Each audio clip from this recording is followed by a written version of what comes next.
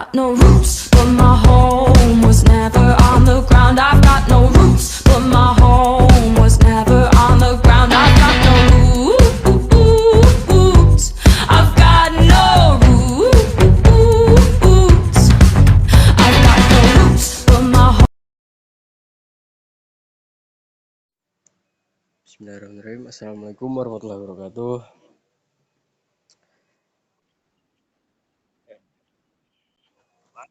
Perkenalkan, nama saya Ahmad Zulfar dari Prodi Pendidikan Agama Islam kelas 1C, kelompok 3 PKM Al-Hadis.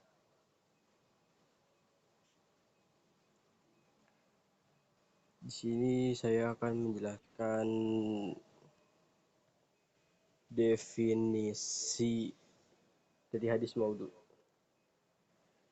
Hadis maudhu adalah sesuatu yang disandarkan kepada Nabi Muhammad SAW dengan perbuatannya, perkataannya, takrirnya, dan sifat akhlaknya atau sifat semula jadinya. Itu semua terjadi secara rekaan atau dusta semata-mata.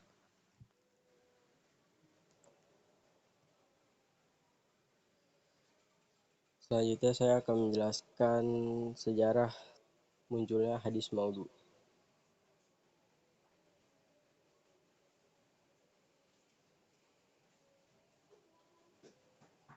Sejarah munculnya hadis maudhu, banyak yang berpendapat bahwa hadis maudhu atau hadis palsu itu yang beredar di tengah-tengah umat Islam sudah muncul sejak masa Rasulullah SAW. Salah seorang al-hadis yang berpendapat seperti itu adalah Ahmad Amin dalam Fajrul Islam. Namun mayoritas al-hadis berpendapat bahwa hadis palsu mulai bermunculan di era kepemimpinan Khalifah Ali bin Abi Thalib. Ada lagi ahli al-hadis termuka Muhammad Nasruddin Albani dalam Silsilatul Ahadits ad-dhaifah wal maudhuha wal saruhas syai'il ummah mengungkapkan hadis-hadis lemah dan palsu bermunculan ketika abad pertama Hijrah. Salah satu di antara sederetan musibah atau fitnah besar yang pernah menimpa umat Islam sejak abad pertama Hijrah adalah tersebarnya hadis-hadis dhaif dan maudhu di kalangan umat, ujar Albani dalam mukadimah kitabnya. Selanjutnya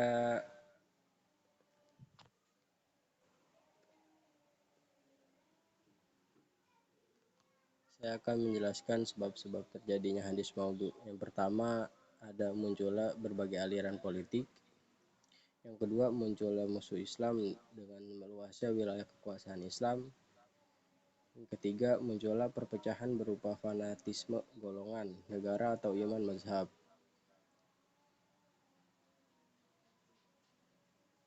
Yang keempat, munculnya para pembuat cerita yang tujuan dari pembuat cerita itu ialah mengumpulkan para pendengar sebanyak-banyaknya dan mengharapkan imbalan yang besar pula. Yang kelima, adanya keinginan untuk menganjurkan kebaikan namun tidak mengerti masalah agama dan tidak memiliki pengetahuan agama. Yang keenam, adanya perbedaan pendapat mengenai masalah fikih dan ilmu kalam. Yang ketujuh, adanya keinginan untuk mendekati penguasa. Yang kedelapan, adanya keinginan untuk mempopulerkan diri.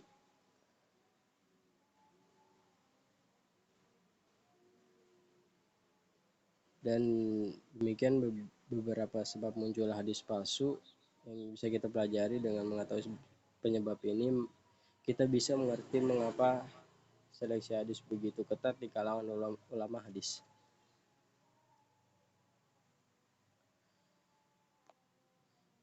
Selanjutnya saya akan menjelaskan contoh hadis maudhu. An Anas bin Malik radhiyallahu anhu qala Rasulullah sallallahu alaihi wasallam utlubul ilmi walau bisin, yang artinya dari Anas bin Malik radhiyallahu anhu bahwa Rasulullah sallallahu alaihi wasallam bersabda, tuntutlah ilmu walaupun ke negeri Cina.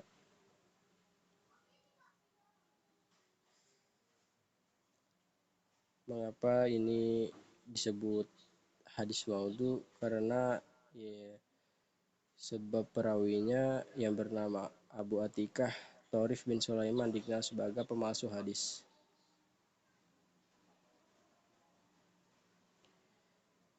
Selanjutnya yang terakhir saya akan menjelaskan ciri atau tanda-tanda hadis maudhu.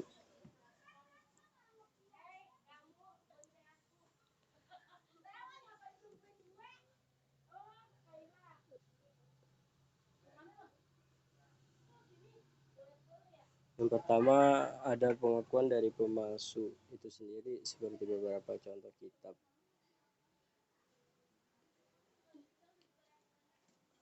Hadis-hadis dhaif atau maudhu karya Ustadz Abdul Hakim bin Amir Abdad atau bisa dibaca di kitab Al-Madkhal halaman 53 dikarang oleh Imam Hakim.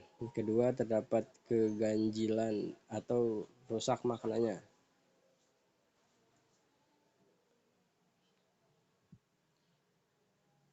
Yang ketiga, bertentangan dengan ketetapan Alkitab dan As-Sunnah.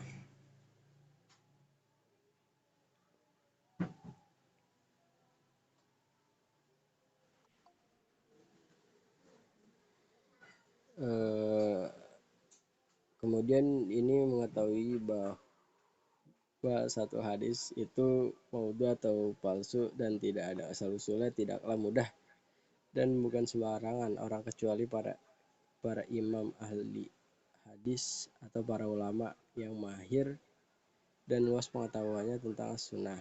Mereka memiliki kemampuan yang khusus tentang sunnah dan hadis.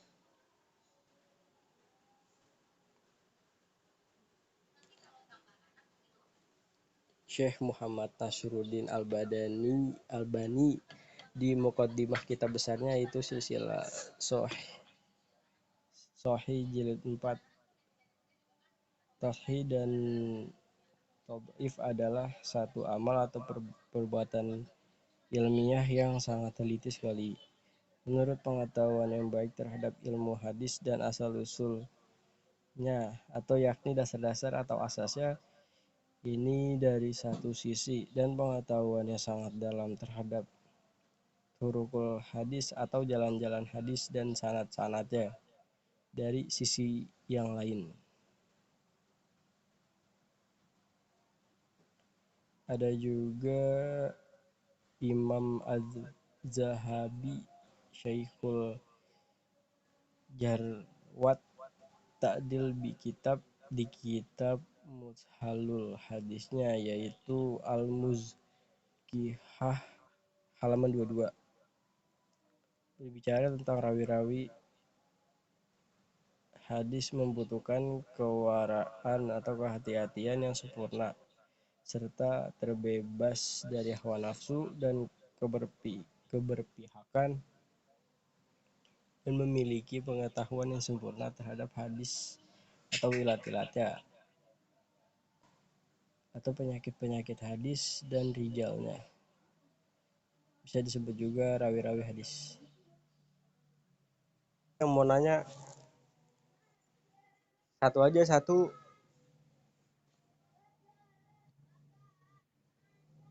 Rik tanya Rik, kapan ke? Ya silakan perkenalkan diri asal usul. Satu aja Cak. Satu aja. Waalaikumsalam warahmatullahi wabarakatuh.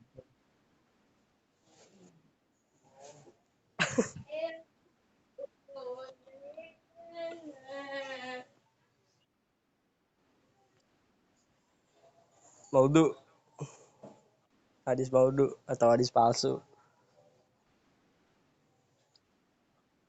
Heeh. Ini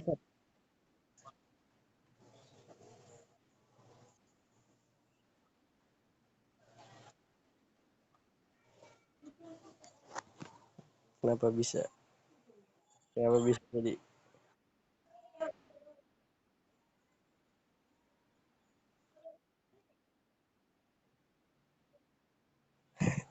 Kenapa bisa? Apa tadi? Kenapa bisa jadi? Kenapa apa?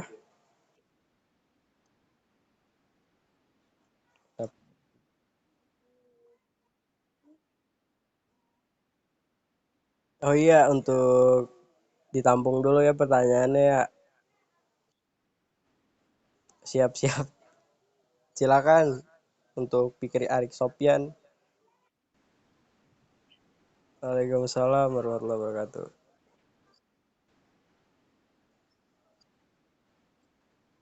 Siap.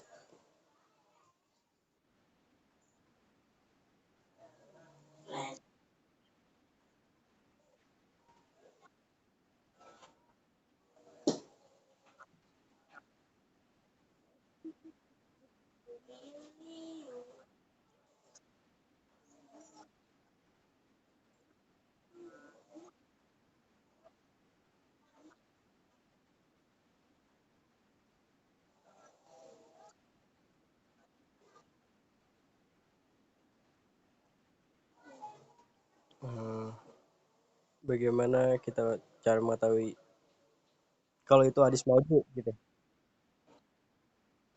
Enggak, sorry ya, dua aja. Nah, gue moderator.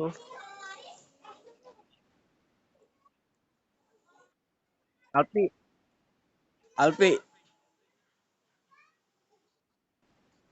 tadi lu nyatet gak pertanyaannya?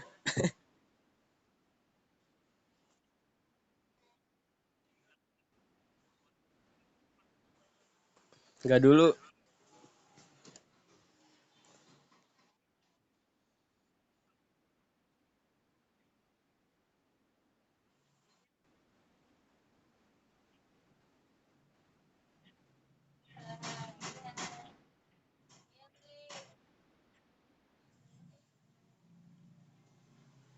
Dulu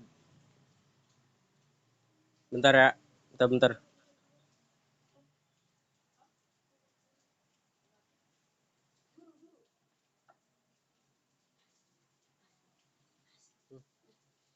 Fatir boleh keluar gak? Udah pulang, suruh pulang.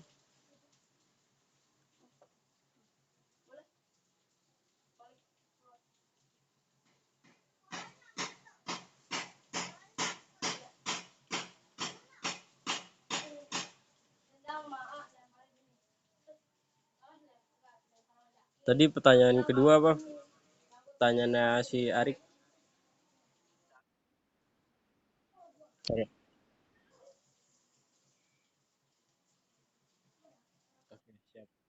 siap. Makasih.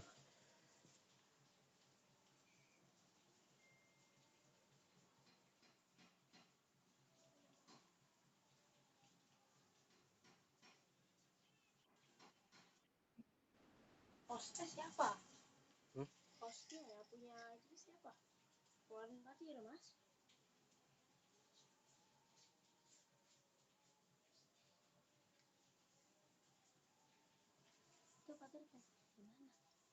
Jadi kalau mau pulang pulang aja.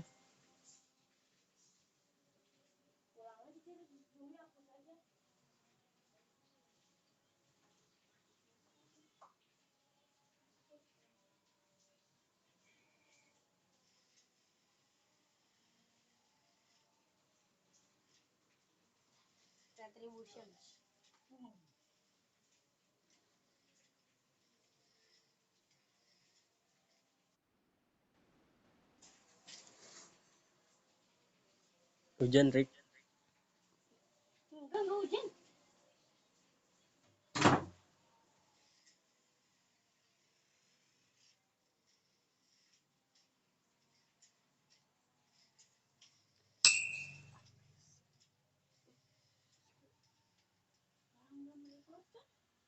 Udah.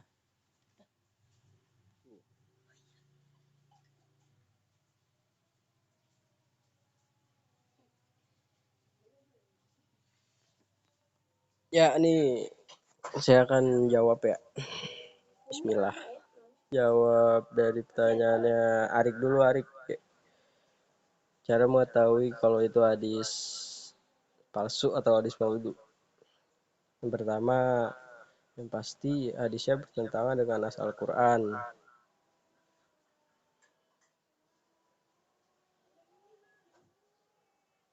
Yang kedua, bertentangan juga dengan nas sunnah. Yang ketiga, bertentangan juga sama ijma.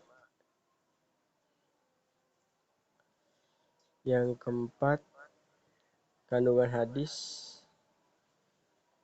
yang mengada-ngada dalam pemberian pahala terhadap sesuatu amalan kecil dan ancaman yang besar terhadap perbuatan yang buruk. Yang terakhir, kandungan hadis tidak dapat dicerna oleh akal. Apa udah jelas jawabannya? Udah Arik, Fikri Arik, Sopian, Nakwin. Siap, kasih.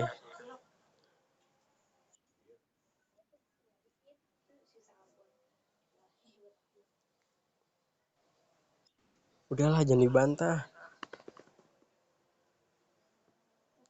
Jangan dilawan, Cuk.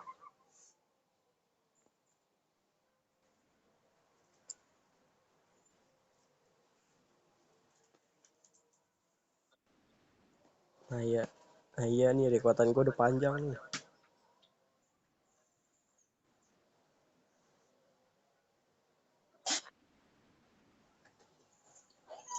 Tadi ini siapa sih yang ngomong?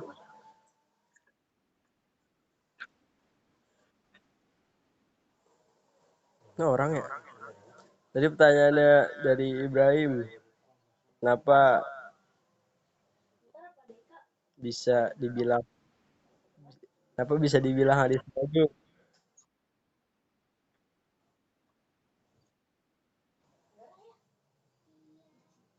Apaan sih ini Jamet? Kenapa bisa dibilang hadis maudhu?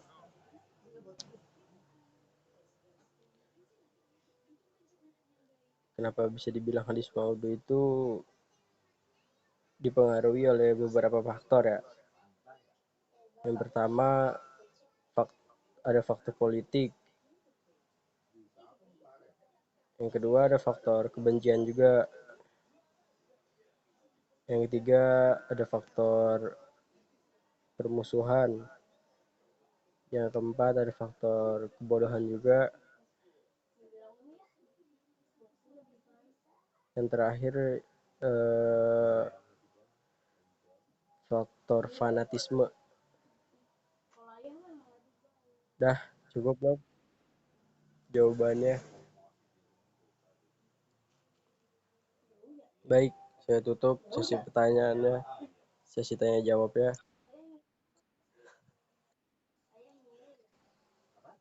Ya, yuk, yuk.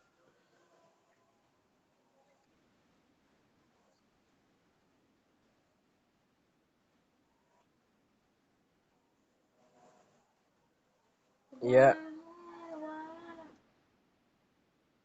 siap. Mungkin segitu saja yang saya dapat sampaikan.